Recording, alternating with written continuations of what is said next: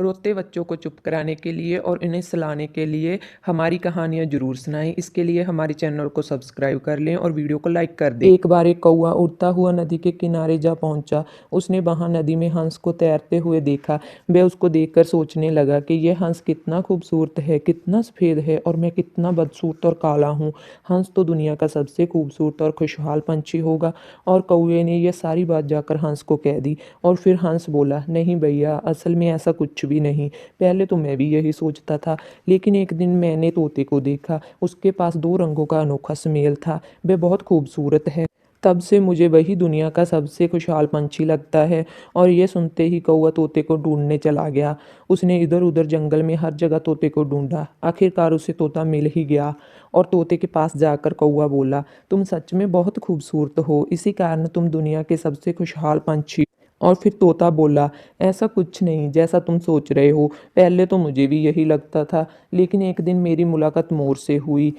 मोर के पास बहुत से रंगों का सुमेल है। जब वो नाचता है और भी खूबसूरत लगता है। वही दुनिया का सबसे सुखी और खुशहाल पंछी है। और फिर ये सुनते ही कौवा मोर की तलाश में इधर उधर घूमने लगा।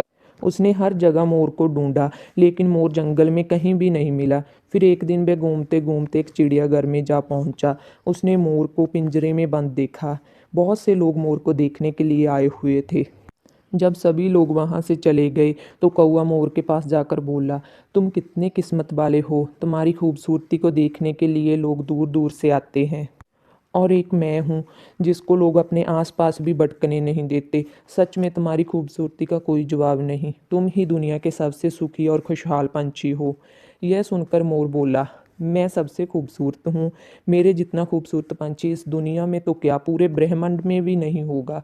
लेकिन मेरी खूबसूरती ही मेरी दुश्मन बन गई, जिसके कारण मुझे यहाँ कैद करके रखा गया। मैंने यहाँ चिड़ियाघर में बहुत से पंछी पिंजरों में कैद हुए देखे, लेकिन आज तक मैंने यहाँ कोई कौवा कैद हुआ नहीं देखा। अब मैं यही सोचता हूँ, काश मैं कौवा होता तो अपनी मर्जी से घूमता फिरता और सबसे खुश होता। अब मुझे कौवा ही दुनिया का सबसे खुशहाल और सुखी पंछी लगता है।